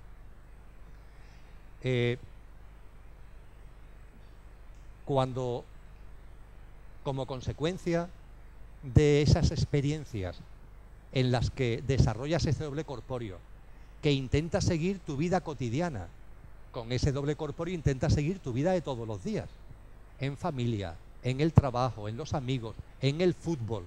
Tú intentas seguir como si tal cosa, buscando explicaciones, como hace Bruce Willis con que la mujer no le habla, buscando explicaciones a lo que ya no encaja en tu nueva realidad. Y vas viviendo experiencias hasta que te das cuenta, como le pasa a Bruce Willis, hasta que te das cuenta que has desencarnado. A partir de ahí se abre la segunda fase, aceptarlo. Las posibilidades son dos, ¿lo acepto o no lo acepto? Si lo acepto, paso al otro plano. Si me resisto, si no lo acepto, no pasas al otro plano. Aunque vivas experiencias en este estado intermedio que te impulsan hacia el otro plano. Me explico mejor. Cuando te has dado cuenta que has desencarnado y no lo aceptas, Bruce Willis lo aceptas. Pero ahora vamos a analizar el supuesto de que no lo aceptes. ¿Por qué alguien no acepta cuando se ha dado cuenta que ha desencarnado, cuando por fin se ha dado cuenta? ¿Por qué alguien puede no aceptarlo? Muy sencillo, los apegos físicos y materiales. Cosas que te atan todavía al plano físico y material. Cosas que para ti son importantes y a las que no quieres renunciar. Esas cosas por vuestra cabeza estarán pensando que son temas de placeres, de gozo, de pasarlo bien, de estar con seres queridos. Por supuesto, eso ata. Pero sobre todo, el libro tibetano de los muertos, esto lo describe maravillosamente, sobre todo atan los sufrimientos. Curiosamente, lo que más ata a este plano es o son los sufrimientos. Las experiencias de dolor que están vivas, que has dejado viva en ese otro plano. Eso es lo que más ata, mucho más que el placer, mucho más que el gozo que en este plano también haya podido vivir. Y estas ataduras es como a la cometa que se va, pero hay algo que la retiene. Hay un hilo que la retiene a este plano. Son esas ataduras. Y junto con esas ataduras, y esto también creo que es necesario explicitarlo con mucha sinceridad y con mucha claridad, junto con esas ataduras hay algo que retiene y hace que no aceptes el que ha desencarnado, y que retiene tu evolución hacia el plano de luz, y que haces que en lugar de avanzar hacia el plano de luz, insistas en volver a aquellas puertas, insistas en volver al plano físico y material.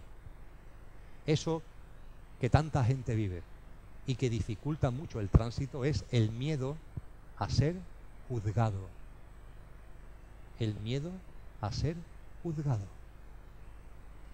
Mirad, se ha hablado tanto de la idea del juicio, se ha hablado tanto de que al pasar al plano de luz, alguien o algo te va a juzgar, alguien o algo va a poner una especie de balanza, donde va a poner tus obras buenas, tus obras malas, y que a partir de ahí te pueden dar una especie de castigo y mandarte no se sabe dónde.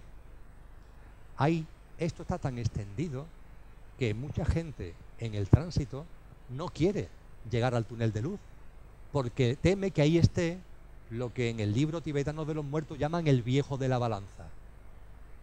Un anciano que tiene una balanza y dice, vamos a ver, ven para acá, antes de pasar por el túnel de luz, ven para acá, tus obras buenas y tus obras malas. El libro tibetano de los muertos lo describe como el viejo de la balanza, y el libro tibetano de los muertos aconseja lo mismo que yo, ni caso, que no es verdad, que eso es una ilusión, eso es una ficción de la conciencia, que no, que eso es mentira, que nadie juzga a nadie, que cada cual está en su estado de conciencia, evoluciona en su estado de conciencia, y que la creación es amor puro, puro amor, y que todo se respeta y que todo encaja, y que nadie te va a dar ningún tipo de castigo, que lo único que se encuentra cuando pasas el túnel de luz, lo único que encuentra es amor y comprensión y risas. Fíjate, permitidme que lo diga así, que te encarnaste para esto y, macho, en lugar de París terminaste en el Sáhara. Es que hay que ver las cosas, ¿eh? Hombre, es que cuando se está allí, ¿qué se va a hacer? Tú sabes cómo es aquello. Pues nada, si quieres vuelve a bajar a ver si esta vez tienes más suerte y te puedes subir a la Torre Eiffel. Estoy bromeando. Pero hay un respeto y un amor profundo al estado de conciencia de cada uno. Y todo lo que se ha vivido tiene su sentido profundo y tiene una explicación y tiene un porqué y un para qué y se entiende y no pasa nada. No pasa absolutamente nada. Pero claro, ese miedo hay que superarlo. Dificulta el tránsito ir hacia el plano de luz. Los apegos, como la cometa, el hilo de la cometa que sigue amarrado al plano físico, y el miedo a ser juzgado. Y en vuestro estado de conciencia, romper el hilo de la cometa, volar, transitar al plano de luz que somos. Y por supuesto no tengáis ningún miedo al juicio, porque no existe, es una falacia. Amor, lo único que hay es simplemente amor. Y cuando se ha aceptado, se pasa al túnel de luz. Pero antes del túnel de luz, hemos hablado, permitirme que sea reiterativo, pero a efectos simplemente divulgativos, ¿te das cuenta o no te das cuenta de que has desencarnado? Cuando te das cuenta, ¿aceptas o no aceptas el hecho de ir hacia el plano de luz? Y hay gente que intenta seguir en conexión con el plano físico. Pues bien, cuando tú intentas seguir en conexión con el plano físico, porque tienes miedo a ser juzgado, porque como la cometa tiene cosas que te atas, cuando tú en lugar de avanzar hacia el túnel de luz, te empeñas en seguir en contacto con el plano físico, lo primero que se vive es un desconcierto. Pero el desconcierto le sucede rápidamente el tener el crear habilidades. Permitirme que lo llame así, habilidades que te permitan, estando en el tránsito, seguir en conexión con el plano físico. Estás en el tránsito, pero te has dado cuenta que has desencarnado, pero no lo aceptas. Quieres seguir en conexión con el plano físico. Bueno, pues entonces desarrollas una serie de habilidades para seguir en conexión con el plano físico. Todo lo que nos narra la parapsicología es cierto. Todos esos fenómenos parapsicológicos son ciertos y proceden ni más ni menos a gente que está en el estado intermedio, que está en el tránsito, que no acepta el dejar de estar en el plano físico para entrar en el plano de luz y que se empeña y desarrolla habilidades para seguir en conexión con el plano físico. ¿Cuáles son esas habilidades? Apagar y encender luces, provocar ruidos y todo ese mundo que nos habla la parapsicología. En cualquier caso, desarrollando esas habilidades y ejercitándolas, como le pasa a Bruce Willis, en el tránsito se viven experiencias que te ayudan a evolucionar en conciencia para que lo aceptes y pases por el túnel de luz. El tránsito es, por tanto, una fase y es un proceso. Y creo que ya os habréis dado cuenta de que muchas culturas espirituales esto lo saben de sobra y que incluso le han puesto nombres, aunque por las razones que sean han olvidado el significado profundo del nombre. Por ejemplo, dentro del cristianismo esto tiene nombre, se llama purgatorio. Esto es el nombre. ¿Qué es el purgatorio? El tránsito. Ahora bien, para la gente consciente el purgatorio no existe. Es decir, existe en cuanto a espacio, en cuanto a estado intermedio, pero es tan rápido que es como si no existiera. No se quedan aquí viviendo experiencias, pero para otras personas que desencarnan en un estado de conciencia más apegado a lo material, aquí tienen que vivir experiencias para darse cuenta de que han muerto y aceptarlo. Y para eso sirve el purgatorio. El nombre del purgatorio yo sé que está lleno de sentimientos de culpa. Vamos a descargarnos todos esos sentimientos de culpa. Pero la verdad subyacente que hay en el término es eso. Es un estadio intermedio en el que se viven unas experiencias que te ayudan a darte cuenta y aceptar que has desencarnado e ir hacia el plano de luz. En el momento en el que te has dado cuenta y lo has aceptado, que es el que vais a vivir, os lo aseguro, todos los que estáis aquí, de forma rápida, si no, no estaríais aquí. Los que estamos aquí, no soy adivino, pero lo aseguro, no vamos a vivir el purgatorio. Va a ser tan rápido que no va a haber purgatorio. ¿Por qué? Porque cuando se produzca, esto ya está presente en nuestra vida. Es que ya está en nuestra vida. Cuando tú empiezas a notar algo raro, te darás cuenta, mira, ya está. Como consecuencia de esta enfermedad, como consecuencia de este accidente, ya he desencarnado. Y a partir de ahí, con el mayor amor, voy a avanzar hacia el plano de luz. El plano físico me ha servido para vivir muchas experiencias, pero con agradecimiento ha llegado el momento de dejarlo. Y en conciencia plena nos damos cuenta de que hemos desencarnado, lo aceptamos y pasamos al túnel de luz. Cuando se produce esa aceptación, se tienen dos vivencias. Cuando se produce la aceptación, se tienen dos vivencias. La primera, ves tu vida física, la que has dejado, de forma íntegra e instantánea. ¿Te has dado cuenta? ¿Os va a pasar a vosotros? Me va a pasar a mí. Nos damos cuenta que hemos desencarnado, lo aceptamos, estamos en paz, en conciencia. Bueno, pues en ese momento lo primero que ocurre es que la vida física que has dejado la ves íntegramente y de manera instantánea. No es como si te sentaras a ver una película. No, no. Es como si te tragaras un chip informático y al tragártelo, flash. En un flash, toda tu vida la tuvieras aquí, delante tuya. Pero toda tu vida es toda tu vida. Desde que naciste hasta que desencarnaste. Todas las situaciones, todas las conversaciones, todos los encuentros, todos los desencuentros, todas las experiencias, todo lo ves, todo. Y ahí hay una experiencia inefable, porque te das cuenta que todo tuvo su porqué y su para qué. Ahí te das cuenta de que no hay errores. Ahí te das cuenta de que no hay equivocaciones. Ahí te das cuenta de que eso que tú creíste que era una equivocación, pero realmente tuvo una relación causa y efecto que abrió una puerta que te posibilitó vivir otra experiencia, que te posibilitó vivir otra experiencia. Te das cuenta de que todo está interrelacionado, de que todo es perfecto y de que nada falla, de que todo encaja. Y eso te aporta una enorme tranquilidad, una enorme paz, una enorme armonía. Y inmediatamente vivida esta experiencia de ver tu vida íntegra, te das cuenta también de que estás acompañado. Mientras que no te das cuenta que has desencarnado, o dándote cuenta no lo aceptas, no te das cuenta de que estás acompañado. Porque nadie hace el tránsito solo. Todos hacemos el tránsito acompañados, pero muy requete bien acompañados. Por ejemplo, de conductores ya desencarnados y que su encarnación fueron seres queridos nuestros y nos acompañan, están ahí. Padres, madres, hermanos, hijos, hijas, están ahí y nos acompañan. Ya no son tu hijo, tu hija, tu padre o tu madre, son figuras de luz, son seres de luz, energía, conciencia, espíritu, como queramos denominarlo. Pero tú lo ves en el tránsito, tú lo ves, los reconoces como los conductores que fueron tus seres queridos. ¿Esto cómo se puede explicar? Yo solamente lo puedo explicar de la siguiente manera. En Sevilla menos, pero por el casco histórico todavía sucede. En los pueblos es una cosa normal.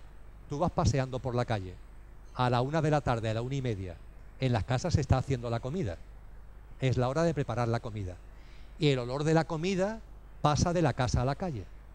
Y tú vas paseando por la calle y huele a lentejas. Ahí están preparando lentejas. Bien. ¿Tú estás viendo las lentejas? No. Las está oliendo. Del aroma que procede de la casa. Tú vas por la calle.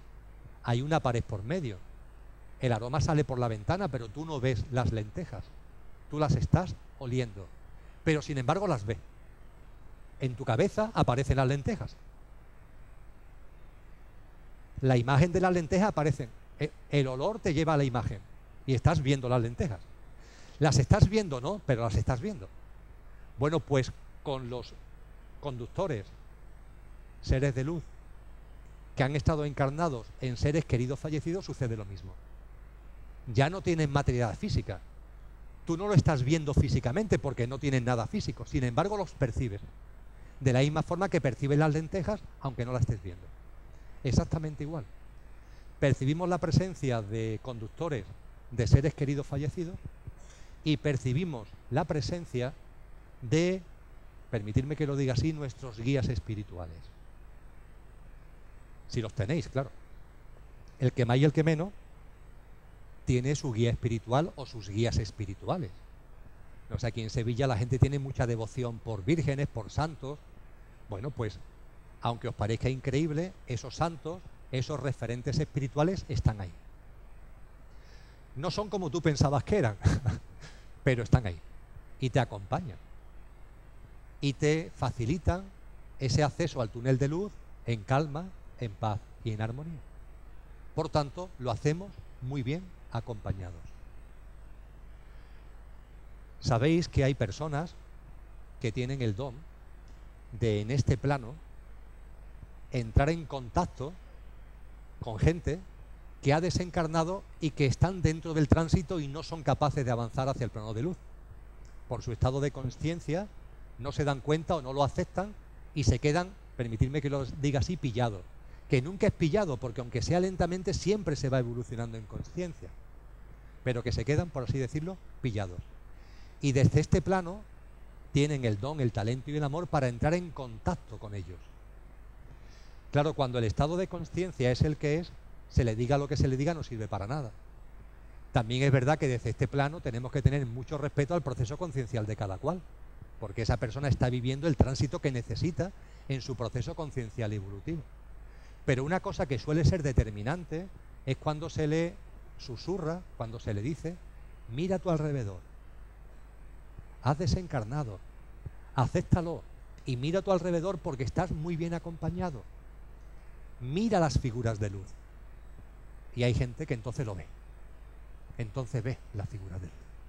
Y el ver la figura de luz facilita ya enormemente el tránsito, porque ya ahí viene todo ya.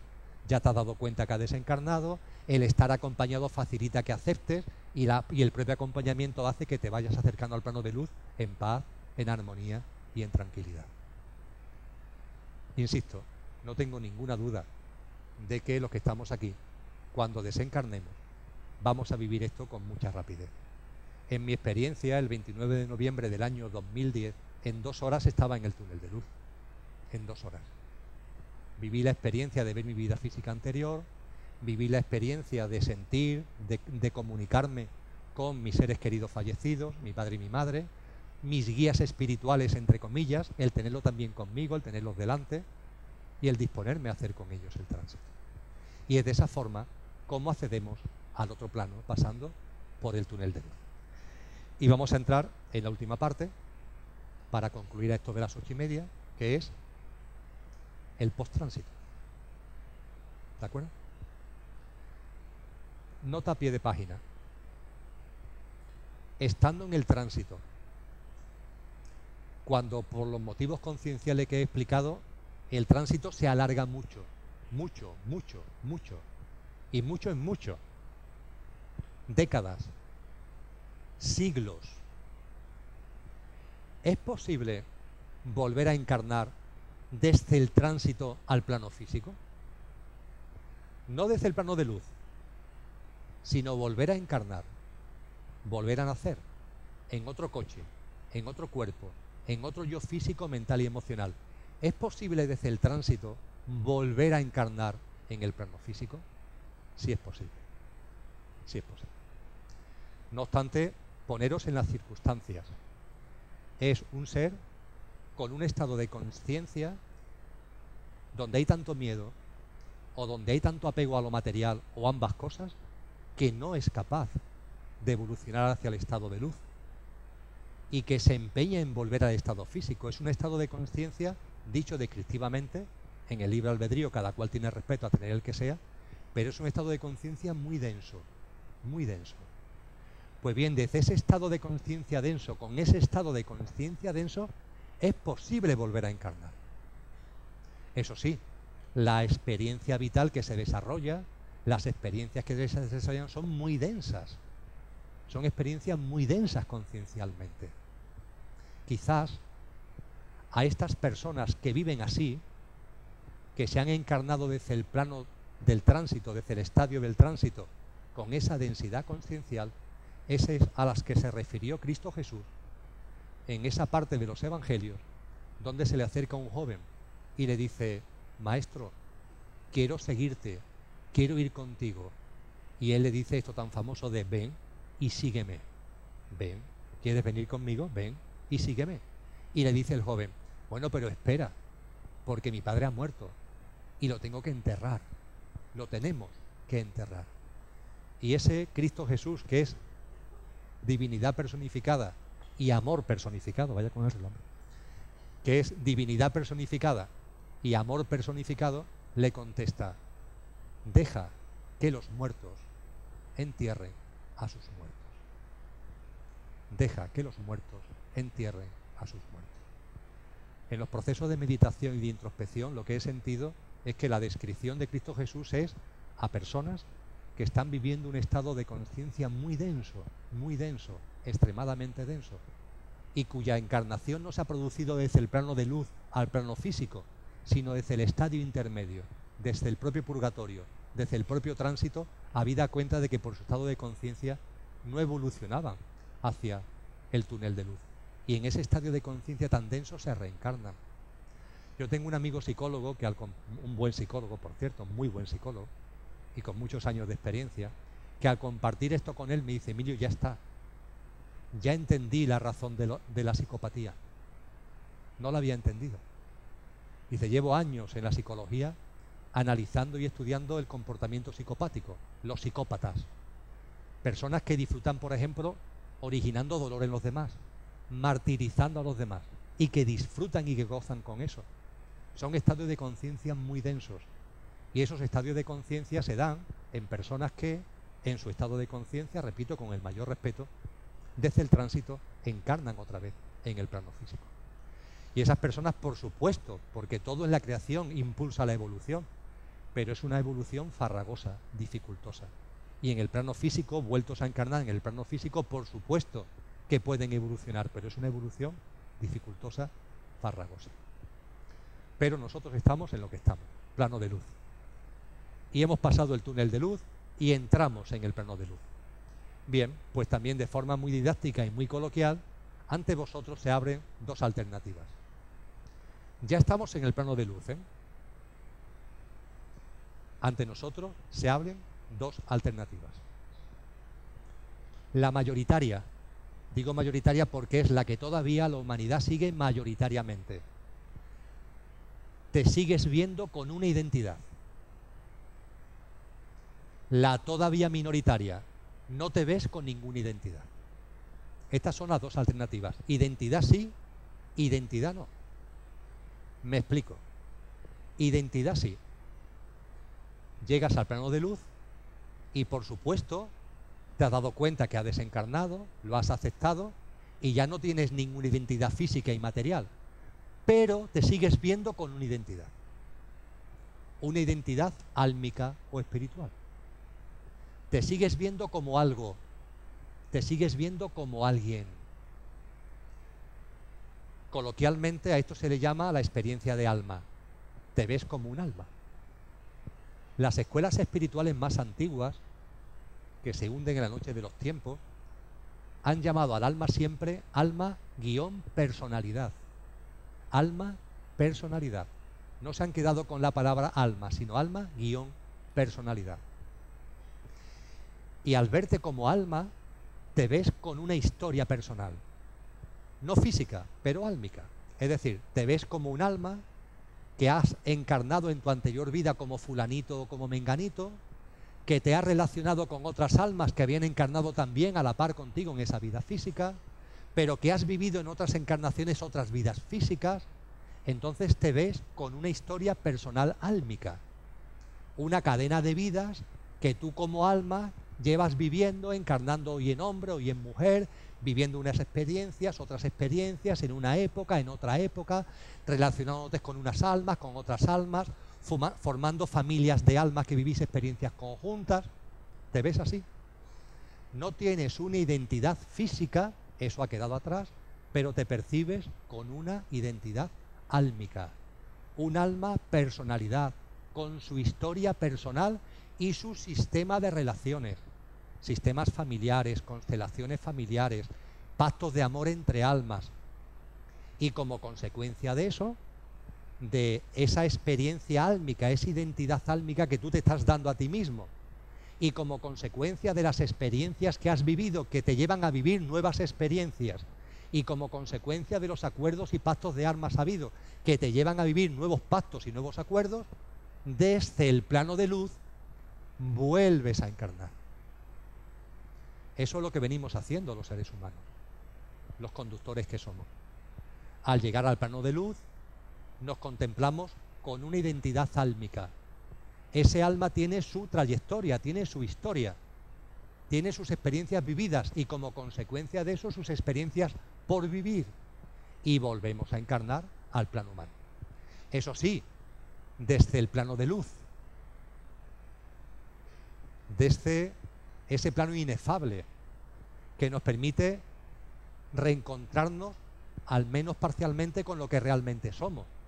No es como reencarnar desde el tránsito, no, es la reencarnación desde el plano de luz. Y volvemos a este plano, cada uno con su estado de conciencia, pero que no es el estado de conciencia denso, ni mucho menos al que hacía referencia anteriormente, para vivir nuevas experiencias que se despliegan en consonancia con nuestra historia personal, con nuestra historia álmica, con la trayectoria de nuestra alma personalidad.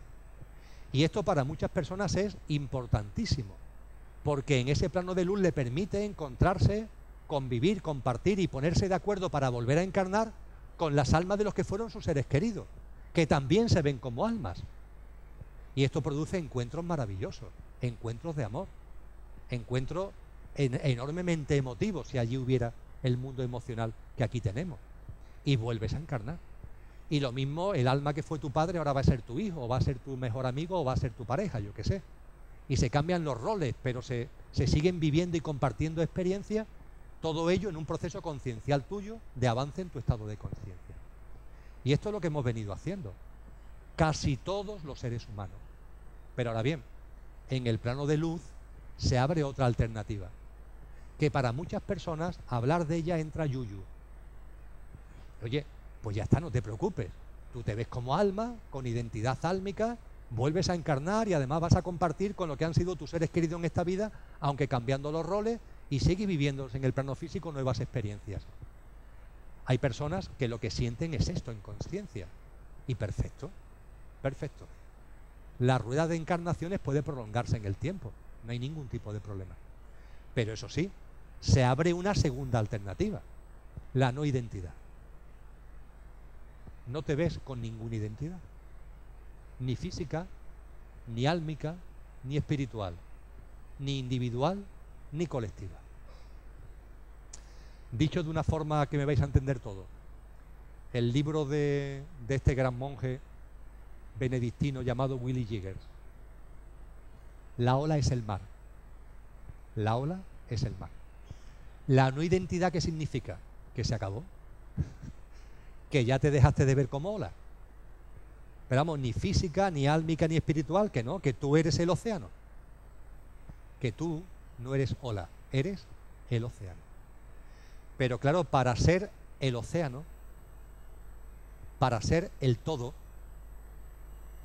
consciencialmente tienes que transformarte en nada.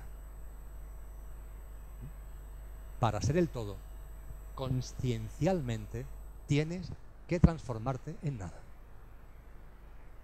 Y eso yo sé que en muchos estados de conciencia da yuyu. Oye, pues no pasa nada. Te sigues viendo con tu identidad álmica y vuelves a encarnar, que no pasa nada. Pero se va a abrir ante ti otra alternativa, que comparto de corazón con vosotras y con vosotros, que es, se acabó. ¿Cuánto he vivido como ola? Pero ya está. Mis experiencias concienciales me llevan al recuerdo de lo que realmente soy. Y el recuerdo de lo que realmente soy es que no hay ningún yo. Ninguno. Ni físico, ni álmico, ni como se pinte. Que el yo no existe. Que el yo es un estadio de conciencia que no es real. Es una especie de ilusión conciencial, pero es una ilusión. Y la ola se disuelve en el océano. Te transformas en nada. Y al transformarte en nada, eres todo. Pero ¿por qué eres nada? Pues bien, de la misma forma que al verte con una identidad desde el plano de luz te reencarnas, aquellos seres encarnados en seres humanos que acceden al plano de luz y que ya se ven sin identidad, se transforman en nada, la ola que se disuelve definitivamente en el océano, pues incluso así te vuelves a encarnar. Incluso así te vuelves a encarnar. Porque todos los conductores que estamos encarnados en seres humanos tenemos un pacto. Esto no es una aventura individual. Esto es un proceso de consciencia colectivo. Hay respeto al libre albedrío y aquí nadie se va a tirar de nadie. Pero sí se va a configurar una masa crítica. Una masa crítica en consciencia. Una masa crítica que permite que la humanidad conciencialmente evolucione como humanidad. Y mientras que esa masa crítica no exista, se vuelve a encarnar. Incluso cuando vives esa experiencia tan tremenda de estar en disposición de tirarte a la piscina y disolverte en la identidad, porque ya te ves como nada. En concreto, en el ámbito espiritual hay una corriente que se detiene en este tipo de encarnaciones y le da un nombre: los bodhisattvas. Los bodhisattvas son seres que ya han perdido cualquier necesidad de identidad, olas que están en disposición conciencial de disolverse en el mar, pero que aún así, porque hay un pacto de amor entre todos nosotros, vuelven a encarnar. Hay una diferencia, claro. Fijaros, las diferencias son muy importantes. Cuando encarnas desde el tránsito, el estado de conciencia es densísimo.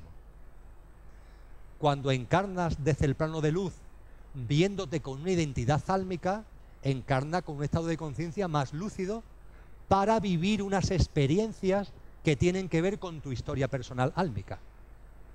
Y cuando encarnas, tercer supuesto, cuando encarnas desde el plano de luz, pero habiendo perdido la noción de identidad, no lo haces para vivir experiencias.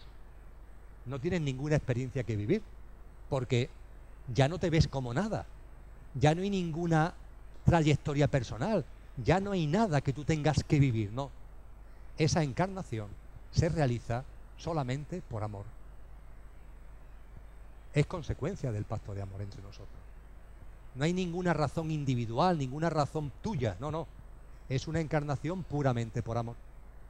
En el ámbito cristiano se hace referencia a estos bodhisattvas. No se le da este nombre tan pintoresco que le da el budismo, pero son los 144.000. Estos son los 144.000. En el ámbito del cristianismo sabéis que se habla del Apocalipsis, se habla de la nueva tierra, de la nueva humanidad, y se habla de la existencia de 144.000 seres que van a ser algo así como la avanzadilla en el proceso conciencial. Estos son los bodhisattvas. La verdad es que yo no me he puesto a contarlo, no sé si serán 144.000 o no, pero mira, si lo dice el cristianismo, lo mismo tienen alguna pista que a mí se me escapa, y no tengo por qué no admitir que este sea el número. A lo mejor 144.000, pero la realidad en cualquier caso es la misma. Una percepción de no identidad que te lleva a volver al plano humano, porque hay un pacto de amor.